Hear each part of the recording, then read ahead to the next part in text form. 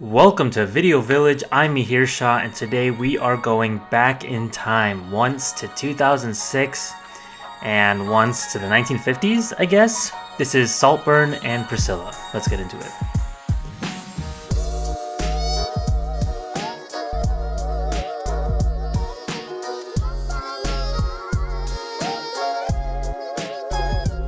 So, Saltburn is like suddenly the movie of 2023, or at least that's what like the internet would have you thinking. I did not know Saltburn was a thing until like way too late because I don't have TikTok anymore. I deleted it. I'm on Instagram Reels just out of necessity because I like to scroll. And so like I'm super late to things. Instagram Reels does not know Saltburn exists as a movie. I'm pretty sure they're still on Oppenheimer and Barbie content. So I don't know what's happening there. I watched Saltburn on Amazon Prime a couple weeks ago. I I've been meaning to do a podcast episode on it. I already feel like I've missed the wave, but at this point, I mean, most people have probably already seen this movie. Um, I I want to talk about it for a couple reasons. I think the most interesting reason to talk about this movie is because I think that this movie is actually a lot of fun, but I don't ultimately think it is actually a good film. And the reason I think that's interesting is because like, does that actually matter? Right? I guess does it matter to have a fun viewing experience? Absolutely not. Like Twilight is my prime example for this. Twilight is a bad movie. I will stand by that. Twilight is not a good movie, but it's super fun. It's an incredibly fun viewing experience, especially after all the memification.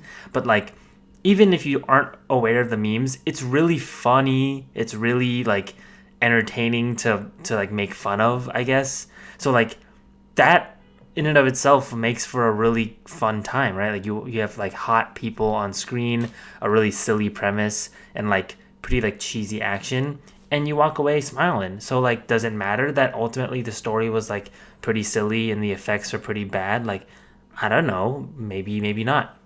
That's how I feel about Saltburn. So I'm gonna try not to do too much explaining about the movie because at this point, I think I've been doing this lately, and I'm giving myself some self feedback about the podcast. Like, if you're listening to this, you probably have already seen the movie, so you don't need too much of an explanation about what's going on. Um, I wanna, I guess first I'll talk about who's in the movie, who made the movie as like a jumping off point, and then I guess just talk about like why I didn't really ultimately like the movie, but why I did have fun.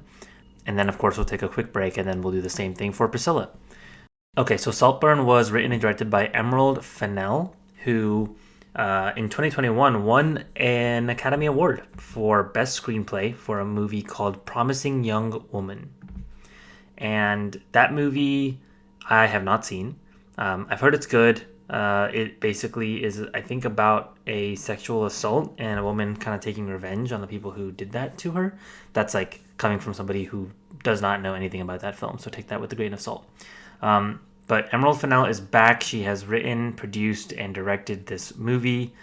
It stars Barry Keoghan and Jacob Elordi, as well as a supporting cast of Rosamund Pike, Richard E. Grant, Archie Madekwe, who was in the Gran Turismo film that you can watch on Netflix now. I did not like that movie really at all, especially because I play video games and they try so hard to make video games look cool, and they make them look so much worse than they needed to. Like, it's just so cringy. Anyway, Alison Oliver, Carey Mulligan. It's a pretty good cast, and I think the cast actually is like the number one reason why this movie is fun and why the movie is watchable. I guess I'll start with Barry Keoghan, who has been like a pretty big actor in the last like 3 to 5 years, but he's been around for a while. Last year, he was most notably in The Banshees of Inisherin, which I really liked that movie. I know a lot of my friends didn't because they either thought it was slow or that it wasn't about anything. I just think that movie is incredible, honestly, and like really funny and really bleak and just done really well. And Barry Keoghan is a pretty fundamental part of what that story is trying to say. He was also in the Eternals, Marvel's The Eternals, which, you know, he might have been one of the best parts of that movie, so good for him. He was also in Dunkirk in a very small role. He was one of the boys on the boat that goes to save the troops. and I think he ultimately ends up dying in that movie. He's great. He always plays pretty weird roles, and he's got this like really weirdness about him, I guess, that he really leans into. He's even said that in interviews, like, yeah, I've been playing weird man children for like 5-10 years now, and he apparently has just said that this is his last man child role, which we'll see about that. But the real star of the show here, honestly, and the star of the podcast episode today is Jacob Elordi, who is in this movie, and he's also playing Elvis in the movie Priscilla. And honestly, I have not seen Euphoria. I have not seen the Kissing Booth series, so this is my first exposure to the man, the tall, handsome man that is Jacob Elordi. And let me tell you, I think I have a new celebrity crush. I'll be honest. I think he is kind of perfect in like every way. I don't know anything about him. I have not even seen a single interview with him, but I'm already kind of obsessed with this guy. He's incredibly handsome, incredibly charming, incredibly charismatic on screen. Very fun to look at, obviously. And on top of that, I think he's actually like really good in this movie. His character and Barry Keoghan's character are really the only two characters that are like built out in a real way and don't just exist to like serve the quote unquote story or what it's trying to say or like the main character's development. And so because of that, I think he has a lot of fun things to do in this movie. So yeah, I think, at least for me, I think a big part of why I found this movie watchable was because both of these actors are really good, really handsome, and just like a lot of fun in this movie. Another reason I find it watchable is the production design.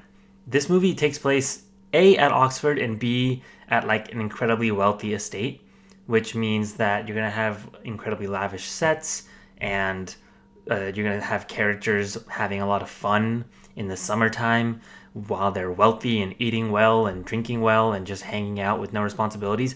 That's fun to look at. And I know this movie is like basically like trying to say that wealth is bad and wealth leads to ambition, which only leads to evil, or whatever it's trying to say. But like, I didn't care, because I was like, I think the most fun parts of this movie are when the wealthy are being wealthy. Even like the weird Midsummer Night's Dream party that they have at the end of the movie, I was like, yeah, sign me up. I'm there. This sounds awesome.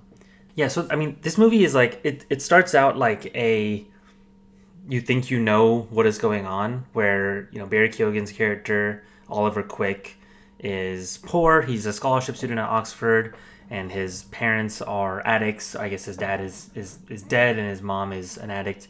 And he finds this guy, Felix, who is super popular, but ends up like comforting him and like being a real friend to him. And Felix eventually invites him home for the summer, and Oliver goes and basically becomes a stay-in resident at this home in Saltburn. And he meets Felix's siblings and Felix's adopted sibling, or I guess adopted cousin, Farley, sister Venetia, the family's friend, Pamela, played by, I think that's Carey Mulligan. And basically he's just like assimilated into this world. And at certain points in that, you feel that Oliver is uncomfortable. At certain points, you feel that he is almost too comfortable. And he, in the shadows of the night, in like the secret moments that he is able to steal away with individual characters, he sort of reveals this like this ability to manipulate people's emotions, and this ability to like suck up in a real way to every single person he's interacting with, including Rosamund Pike, who plays the mother. And so you know something's off the entire time. And once it becomes clear that Oliver is like deeply infatuated with Felix, played by Jacob Elordi, you aren't really left with much to the imagination. There's the infamous bathtub scene that I knew something was going to happen regarding, regarding masturbation in this movie. I did not know that this is what it was going to happen, and it was shocking. Like, even if you're expecting something, that bathtub scene is like still one of the most shocking moments of 2023 cinema, probably of the last like 5 years of movies. I don't remember sitting in a movie theater or sitting at home watching a movie just like with my mouth open and being like, I don't understand what's happening. So that was that. And then of course the grave scene, which at that point, you know a lot of things are wrong with this guy. And like, I think the most interesting part of this movie peaks when Oliver and Felix go to meet Oliver's parents, and Felix has basically said like, "Hey, I want you to go meet your parents. I'll come with you. I think this will be good for you." And we learn that Oliver is actually not super poor. It sounds like his parents are like middle class, upper middle class. His dad's alive. His mom is surely not an addict. And Felix is appalled. Felix is heartbroken and betrayed. And I think that scene is like my favorite scene in the movie, mostly because it's like Oliver is caught so off guard, and Jacob Elordi's character Felix is like so hurt, but doing that classic thing where he's just like, I'm so mad at you, I'm gonna be the nicest guy in the room. And he basically is like, no, of course we'll stay, of course show us more pictures. And then he has this one line where he's like, hey, like if your head's hurting so much, take a pill and get over it or something. And I loved that piece of dialogue. I loved just the build up to it and the fallout back in the car. Everything after that in the movie becomes less and less interesting ultimately, because the jig is up. Like, we know Oliver is now basically pretending, and that he really just loved Felix, or rather like was super attracted to Felix and wanted to, I guess, like get closer to him. So he made up this whole persona that he thought would garner Felix's sympathy, I guess. And that's somewhat believable in the very beginning. And then as the movie goes along and Oliver kind of begins to kill off one by one every single character in the film, I think the movie wants us to think that it's a mystery, but it's certainly not a mystery. It's incredibly obvious that Oliver is the one killing people, because who else would it be? And if the movie doesn't want us to think that it's a mystery, then I just don't understand the tone of the last 25 minutes of the film. So basically, every character starts to die one by one. Eventually, Oliver is kicked out of the estate by Richard E. Grant, who plays the father, Sir James Catton. And he basically says, like, look, I think you being here is making his wife, the mother, rely on him too much or whatever. Weirdly, I don't think I remember seeing a scene where Barry Keoghan's character was, like, aiding Rosamund Pike's character and being like, oh, I got you, like, I know, it's like, comforting her. I don't remember that happening at all, so I don't know if they actually ever showed that happening. Cut to Oliver's leaving the Saltburn estate, and all of the butlers and housekeepers are like waving him goodbye as if to say like good riddance, which I also didn't understand, because like besides the one mean butler, did Barry Keoghan's character like upset any other housekeepers? Was he like, I know we see him be a bit like over the top, like, oh yeah, I totally belong here, but I don't think he ever actually like hurt anyone's feelings or did anything so rude to a butler. So I just don't understand why everyone they seemed happy to go. Maybe I read that scene wrong, I'm not sure, but that was weird. And then cut to, there's a time jump from 2006 to 2021, I guess 15 years have passed, and Barry Keoghan's character, I guess, has seen that the father of the estate has died, and so he knows it's just the mother left. And he has somewhat planted himself in a coffee shop that he knows she will visit somehow. And it's all purposeful because he's not actually typing anything on his laptop. And he goes back to Saltburn and he poisons her, kills her, and takes the estate to himself. And then it's revealed that the whole thing was a plot. His whole chance encounter with Felix at Oxford was actually not chance at all, and that he was doing all sorts of things to garner sympathy from Felix. And I guess part of that worked for me, of being like, okay, like, it's trying to say that like sympathy isn't friendship, I guess. But the whole time I was like, Felix actually, like, if his only crime is being rich and a bit ignorant, then like fair, but like that just didn't seem like as strong of a pull to be like, yeah, now we're gonna kill everyone. I mean, the movie, I'll take a pause here. The movie I think about a lot here is Parasite. Not that they're comparable in any way. Parasite is a masterpiece compared to this, and I think the only way I can compare them is just the themes of Eat the Rich. I don't know. I guess I'll back up. killing the rich people in this movie was not the issue. Like they deserve to die, fine. If that's the movie's logic, that's okay. I just didn't really care. That I think like the characters are all assholes, maybe except for Felix, who is trying really hard not to be an asshole. Um, but everyone else in the movie is like very overtly like ignorant and rude and classist and so clearly just like problematic to the point of like intense satire. In the case of Rosamund Pike's character, who I think is like the funniest character in the movie, she plays the mother, like I've said, and she has like some of the best one-liners in the movie where she's just talking about random rich people she's met and just like how she doesn't understand things and like I think when it's said that like Pamela has committed suicide, she says something about like, oh, she'll do anything to get attention or something like that. Just a lot of like really funny quips in this movie that like she has. Anyway, I digress. I just don't think the whole like plot twist at the end made me feel this way of like, yes, you go, King Barry Keoghan, like you totally deserve this whole estate. I kind of my whole mind was just thinking like, is that the whole point of this movie? Is that like rich people who are ignorant and classist suck and they should, we're gonna eat the rich kind of thing? Because if so, like I don't care. Like that's not an original take. I've seen that done in so many movies. We all have seen that done in so many movies in the last 5 years specifically. That like I don't think you need to make a movie just to say that.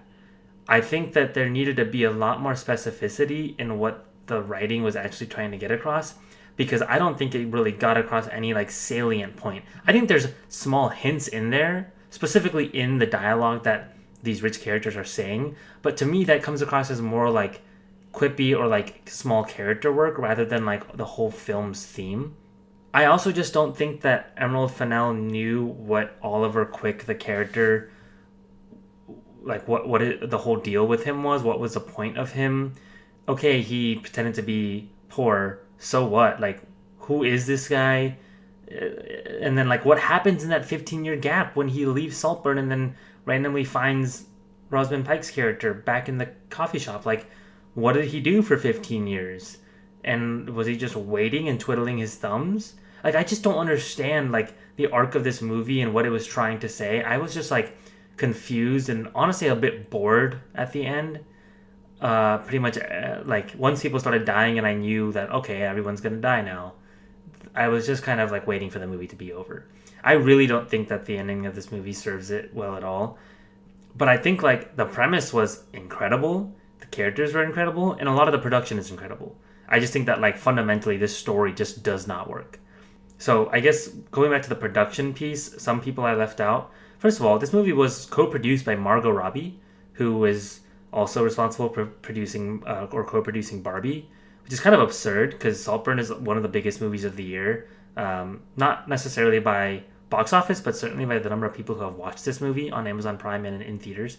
So that's just pretty absurd. Good year for Margot Robbie. The cinematography is one of like the unsung heroes of this film. The cinematographer is Linus Sandgren, whose resume is pretty awesome. He's done a lot of work with Damien Chazelle. He did La La Land and First Man and Babylon.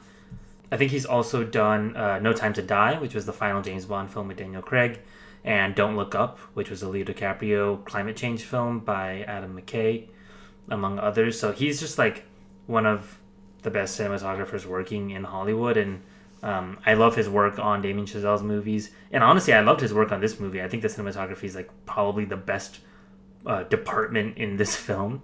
And of course, like I said, production design, costume design is great. There's a lot of really small details about the fact that it is the year 2006 in this movie that like they did not need to be in there, but they do add a lot to it. Like in just like the fashion, and I saw this article about like the watches each character wears and what that says about the characters.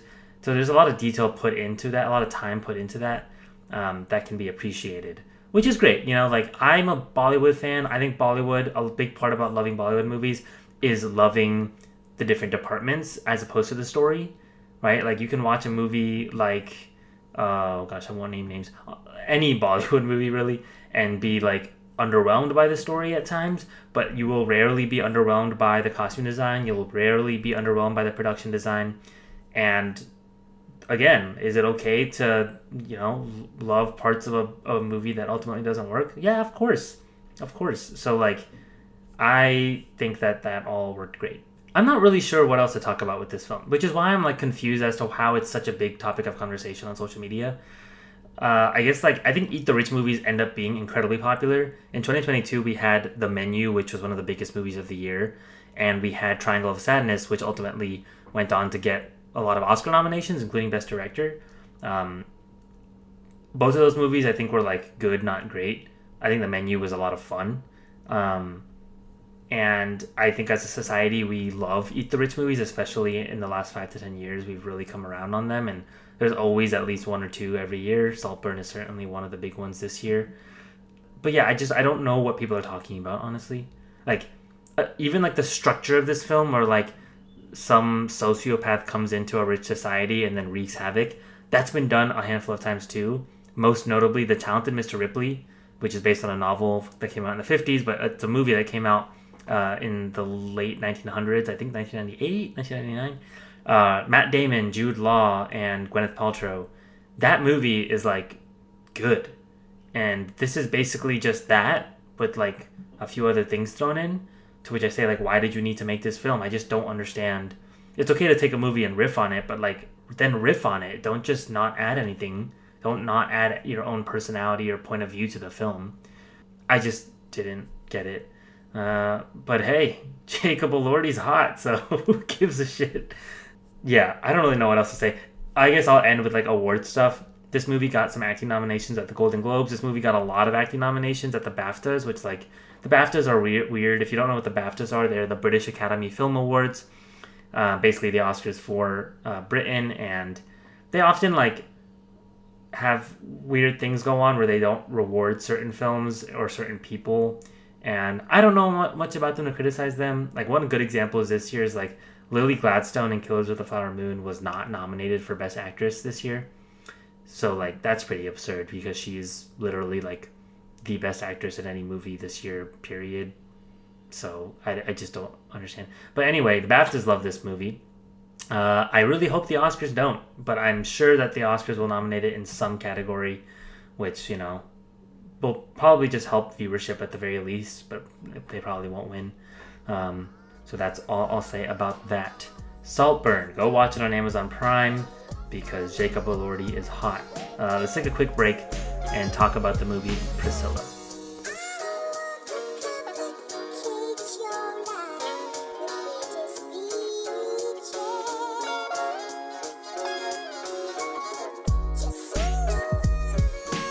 Alright, so Priscilla is a 2023 film about Priscilla Presley and her relationship to Elvis Presley, based on her own memoir that came out in 1985. I think Priscilla Presley was a consultant on this film, so she was definitely heavily involved with the story that was being told here, and I've heard that it's actually a pretty honest take based on whatever is in the memoir. This film is written and directed by Sofia Coppola, who is the daughter of Francis Ford Coppola. So, working backwards, Francis Ford Coppola is the man behind the Godfather series, Apocalypse Now, The Conversation, movies that are considered some of the best, greatest American films ever made. His daughter, Sofia Coppola, has been a respected filmmaker for well over 20 years, probably most well known for the film Lost in Translation that came out in 2003. That stars Bill Murray and Scarlett Johansson. Ever since then, she's been one of the strongest, voices in independent filmmaking. I have never seen a film by Sofia Coppola before this, but I've heard that her films often are about, things that are below the surface, but she often deals with things on the surface. So what I mean by that is like she's very concerned with, how things are presented versus how things are actually being processed from within.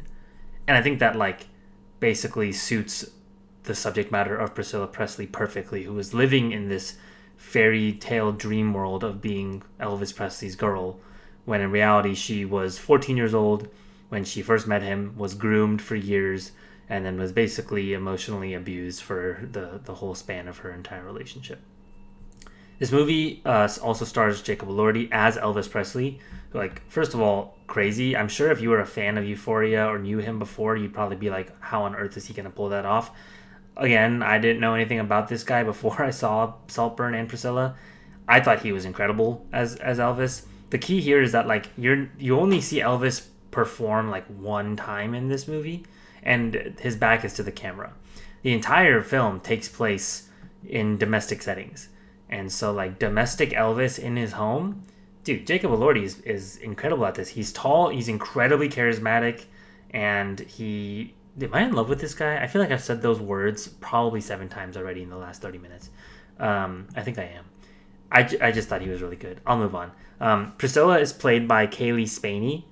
I think I'm saying that right. Who is the real star of the show here? Rightfully so. I think this was a fantastic performance. This movie won Best Actress at the Venice International Film Festival in September when it was first shown.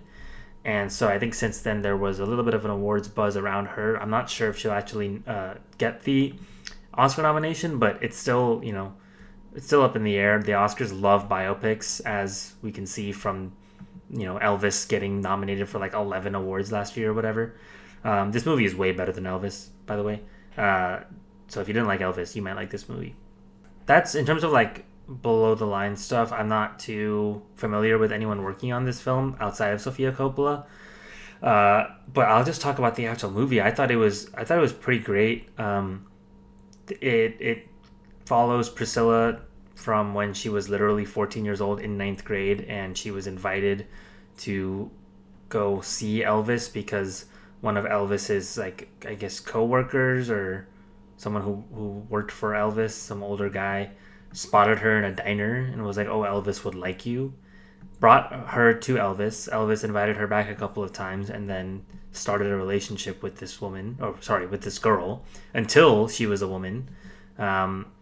Just really, really kind of messed up stuff. And this whole time, Elvis still feels like, is presented as the good guy for the first half of this movie. And slowly but surely, we see Elvis's like abusive side come out time and time again. The introduction to drugs is very like heavy-handed here, and it's just kind of a sad tale of like this young girl being invited into this life and just her just getting thrown aside time and time again by the biggest person in the world at this point in time. I think one thing that stood out to me was like how much restraint there was in the movie. There's a lot of different moments that are like tough to watch, but they don't last too long, and they're always followed up by like fun montages of Elvis and Priscilla and all their friends hanging out at the pool or hanging out in Vegas or just like enjoying life. And you kind of see time go by throughout the movie a couple different times this way, and I thought that was fascinating. At times I thought it was like too much montage, but I think it was all purposeful because the feeling I got from it was like it felt like time was going by and things were just getting worse, but on the surface and when things were captured on home video cameras, everything looked perfect for this girl who had it all, according to what Elvis actually tells her when she's leaving him at the end of the movie. He's like, you have everything a woman would want, why would you leave? And I think it was pretty I guess smart to tell this story this way, where we don't dive super deep into Priscilla's like psyche. She's not narrating the film, we're not like seeing her have an emotional speech or anything like that. Like the most upset she gets is like her yelling a line or two at Elvis, and then that's it. Like that's all she says. Or she'll cry and then Elvis will eventually comfort her, and then things will go back to whatever they were. And I thought that was like pretty well done. Also hard to watch, but pretty well done, because the entire time you're just like, girl, leave him. I will say I think this movie goes to a certain level of depth and stays there, and it almost feels like repeats it a couple of times before giving us like the catharsis at the end of the film, or for what it's worth. I think like once you know that Elvis is abusive or Elvis is a bad guy, and that we as the audience feel that Priscilla should leave him, or at the very least like needs to do something about it, or at least at the very least feel sympathy for Priscilla. we stay in that mode for like 30 minutes, and it kind of feels like nothing's really changing. Again, on the surface, it feels like nothing's really changing. I'm sure internally things are, because at a certain point she gets up and leaves and goes to California to stay with a friend. But I almost felt stuck in the film for 30 minutes. Not so much to where like it feels like it's dragging. The film is actually like shorter than you would think. It's, I think, about 2 hours long, give or take, maybe a little less. But yeah, I think I wanted a bit more motion in that sense, in terms of like what Priscilla was going through and what she was going to like action from that, just purely from like a like character point of view. But like it doesn't really matter, because at the end of the day, the story was really gripping and powerful, because we saw it last year. People love Elvis Presley even to this day. You make a shitty movie about Elvis Presley and it's going to get nominated for 11 Oscars. To tell a movie the very next year about the same guy and be like, hey, actually he was like a pretty bad guy and pretty abusive. First of all, very brave in Hollywood, and B, just like I found really effective from like a meta point of view. I recommend this film to anyone who likes movies. Honestly, I think this movie is really good. I wouldn't say it's like my favorite of the year or anything. I think it's probably in my top 20, and I think it's just it's like a classic tale of like getting sucked into this world that you immediately kind of want to get out from. But I think it hits really hard because it is Elvis Presley, and we've never just seen this side of him. I should correct myself. I've never seen this side of him. I'm sure people have known this side of him for a long, long time, anyone who was paying attention. So, this movie didn't perform incredibly well at the box office on paper, but for what it was made for, I think is still considered a success. It was made for less than $20 million and made almost $30 million. It will be streaming on HBO Max soon, because A24 has cut a deal with HBO Max to show all of their feature films. So you can look forward to that. I paid $20 and just watched it at home streaming, and I found every penny to be worth it. So if you're really curious, I recommend doing that as well. In terms of awards, like I said, I think maybe a Best Actress award. Certainly nominations for costume design and hair and makeup can be expected, but I don't think it'll be represented anywhere else.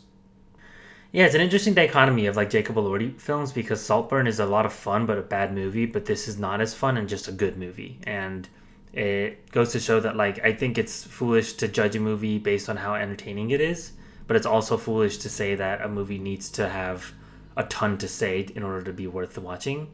I think those are both flawed takes, and I think Priscilla kind of lands firmly in the middle, where it is actually entertaining to watch and it has something to say. And Saltburn, of course, leans heavily towards just the fun. But either way, if you're a Jacob Elordi fan, you should watch both of these films. That's really the takeaway here. Oscar nominations come out on January 23rd. I believe that's when this episode will be released. So I will be putting out an episode very soon about the Oscar nominations, my reactions, what I think was snubbed, any surprises, and my predictions early on in the race for who's going to win it all. So if you're curious about any of those, stay tuned. Otherwise, I'll see you when I see you. Thanks for listening, and take care. Special thanks to my lovely girlfriend Krupa Patel for the podcast's artwork, and my good friend Kevin Cow for the music that you're listening to now. You can find more of his music on Instagram at Waiguang Beats. Thanks, y'all.